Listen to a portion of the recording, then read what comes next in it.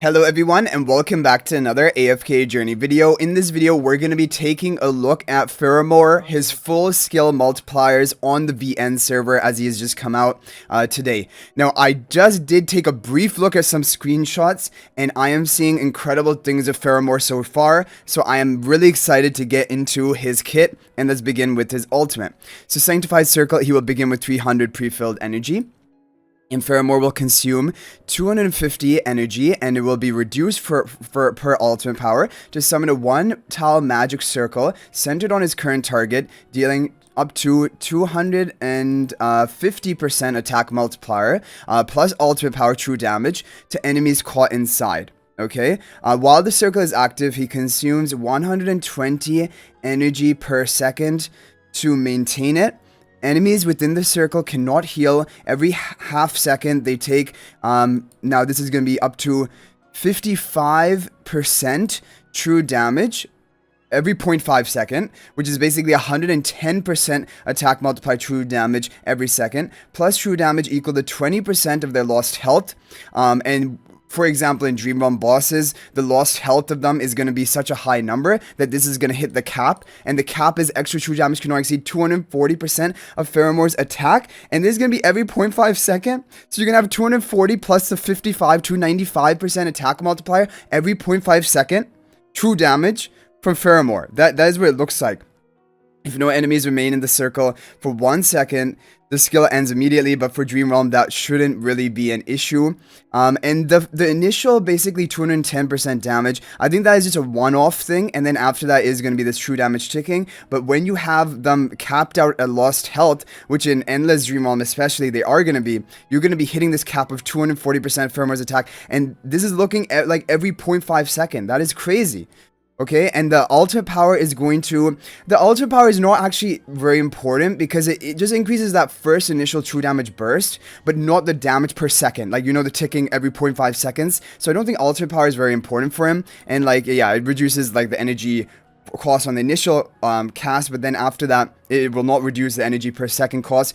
But you're going to need to allow him to maintain this, so like heroes like Elijah and Lila, the twins, are probably going to be the best allies for him, giving him energy to continuously be able to keep this up. But yeah, this is looking insane. Yeah, already off to a crazy start. Okay, let's move on to Glory's Embrace's skill 1. Now, this is his ability that he prays and then attacks. This will grant him a shield and then deal true damage.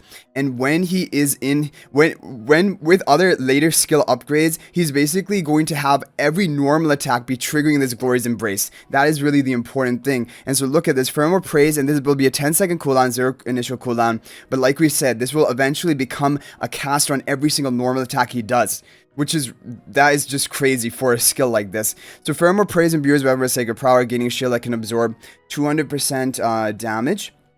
Skill power will increase this while dealing 250% attack damage to his current target. The shield will last for 6 seconds. If Faramor has an active, non-permanent stat boost from his allies, when using the skill, it deals true damage instead. And that is crazy. That this is going to be hitting for true damage. I'm assuming even when it is converted into his normal attacks, like using this ability, I'm thinking it's still going to be true damage if he has a non-permanent stat boost. And for non-permanent stat boost, that is literally anything. Smokey, Mikola,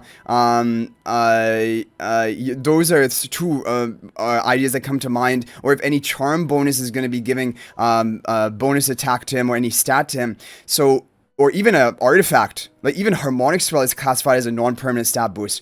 So overall, this is looking incredible, and is going to be up to 280% true damage multiplier, and the skill power is going to boost this even further, and 4 skill power is going to take this up to 380%, and this is going to be true damage. So skill power is looking actually very good for Faramor, and I do think that would be a good option. Okay, let's move on to Sacred Pledge. So Sacred Pledge, it has a passive. During battle preparation, Faramor can bless an adjacent allied hero, prioritizing those placed behind him.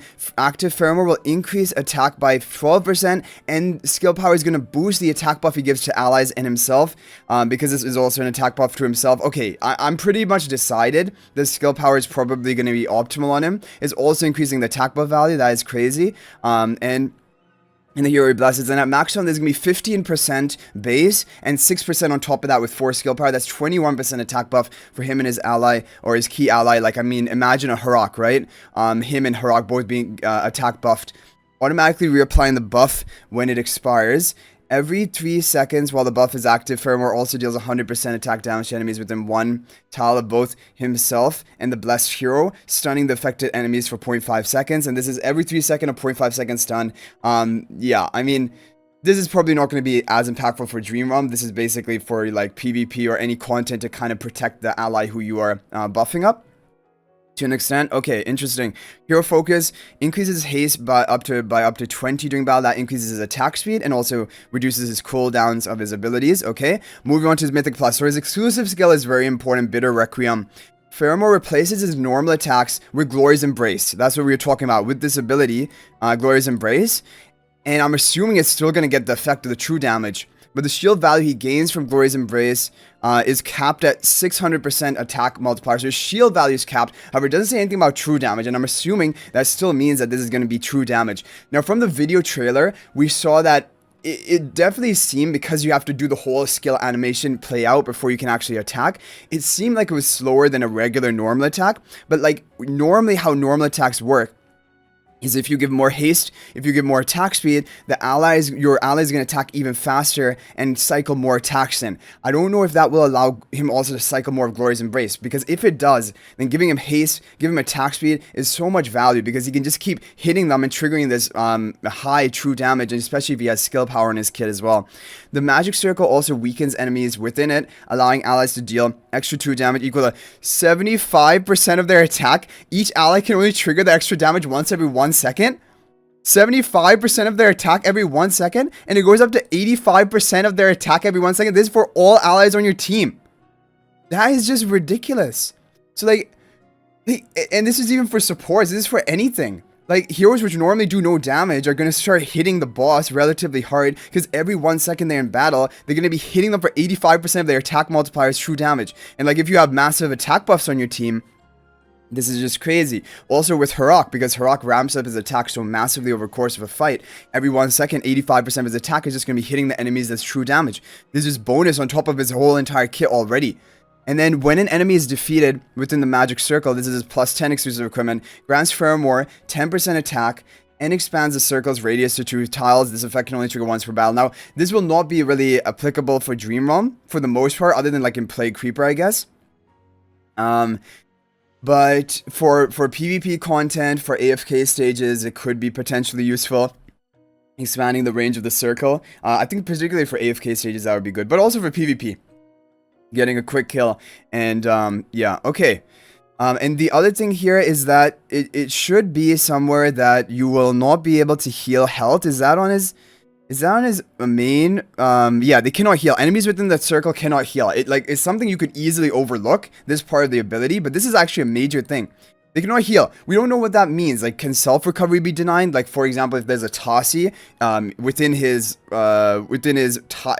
circle, will that Tossie, once she procs her invincibility, will she not heal at all? Will she still be able to recover? What about Taylene? If Taylene is killed and she's within the circle, will she not be able to revive herself until the circle wears off or something? I don't know exactly how it's going to work, but so definitely some form of healing is going to be denied. Okay, moving on to the Enhanced Force of Final Ability.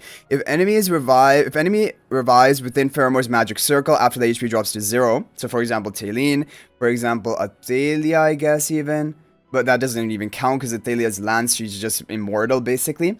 So I guess it's just Taylene, Thorin. Yeah, there are actually not that many heroes that just have those revival mechanics. But their vitality will be reduced by 50, so definitely this does look like a Taylene counter. And I guess for AFK stages, the Thorin stages, this can be helpful. For other than that, it does seem mainly PvP oriented to try and counter Taylene's. But overall, guys, Faramor is looking pretty crazy. So now I'm going to show you a screenshot of initial day 1, some Dream Realm testing on VN server. And you're going to see that this is a +5 exclusive equipment Faramor that's hit over 40 billion damage in Snow Stomper today. Even higher than Harak. And when you see that, you're just like, okay, I think Faramor is a must pull. Like, this is just day 1, initial kind of testing. Who knows, it could be an even more refined and optimized comp. And these are with like the ruthless charms, I believe, which I don't even think are necessarily the optimal. Like from his whole kit, it looks like skill power is really going to be the way to go. But yeah, like I wonder what type of charms he has. I have a feeling he's going to have the same charms as Shakir, because he's a wolf, he's a rogue. And does Shakir also have the ruthless charms? Does he also have the ruthless? No, he doesn't. Okay. So I don't know entirely which charms are going to be given to the Faramor. And we don't even have one copy on this account right now. And I think probably my viewer Bucky is probably going to recruit Faramor, because he does. Oh, but he might just swap Velka into Faramor actually. So yeah, we are not going to be able to recruit right now, but I will try to do more testing on a player's account who has recruited Faramor later today, so look forward to that in a video, and then we can go over the charms as well. But just to basically give you this preview on the first impressions, Faramor is looking very promising. He's also proven to work and do really high damage in Dream Realm, and so yeah, I am thinking he's a must pull for everyone, but that doesn't mean you have to pull him. It could mean that you just swap Velka into him, because Velka has very limited use, to be honest, and really it's just going to be Ravage Realm, and like where we have the collab heroes, we have Shamir coming up. You can't really afford to like